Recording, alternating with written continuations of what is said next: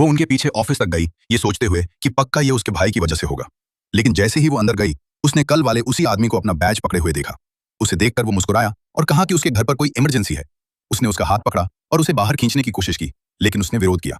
नहीं, मुझे बताओ क्या हुआ, क्या मेरा भाई ठीक है? लेकिन उसने कुछ नहीं कहा। हमारे साथ चलो।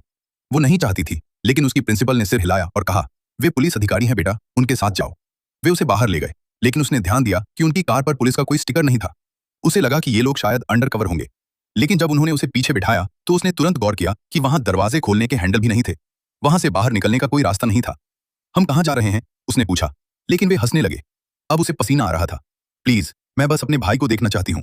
लेकिन उन्होंने तब तक कुछ नहीं कहा जब तक उन्होंने अपने पीछे पुलिस की चमकती लाइटें नहीं देखी। दोनों आदमी तुरंत घबरा गए, और जब लड़की को एहसास हुआ कि यह असली पुलिस है तो उसे पता चल गया कि यह उसका मौका है। पुलिस वाला कार की ओर आ रहा था और वह मदद के लिए चिल्लाने ही वाली थी, लेकिन उससे ठीक पहले उसे अपने पेट पर कुछ नुकीला महसूस हुआ। उसने नीचे देखा तो पाया कि उस आदमी ने उस पर चाकू तान रखा था। पुलिस वाला पास आया और कार के अंदर देखा, और जब उसने लड़की को रोते हुए देखा तो उसे शक हुआ। उसने मदद का इशारा करने की हर मुमकिन कोशिश की, लेकिन उस आदमी ने कहा, यह सिर्फ मेरी भतीजी है। यह इसलिए परेशान है क्योंकि हमने इसे मैकडॉनल्ड्स नहीं दिलाया। वह कुछ नहीं बोल सकी। चाकू उसकी खाल को छू रहा था, और पुलिस वाले ने बस उन्हें आपका दिन शुभ हो कहा और जाने दिया। वह रो रही थी और वे आगे बढ़ गए। उसने मान लिया था कि अब उसका जीवन खत्म हो चुका है। वह अपने परिवार को फिर कभी नहीं देख पाएगी। लेकिन तभी वे आपस में बहस करने लगे।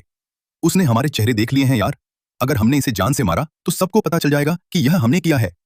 इसलिए उसी पल उन्होंने दरवाजा खोला और उसे बाहर फेंक दिया, और उसे वापस भागना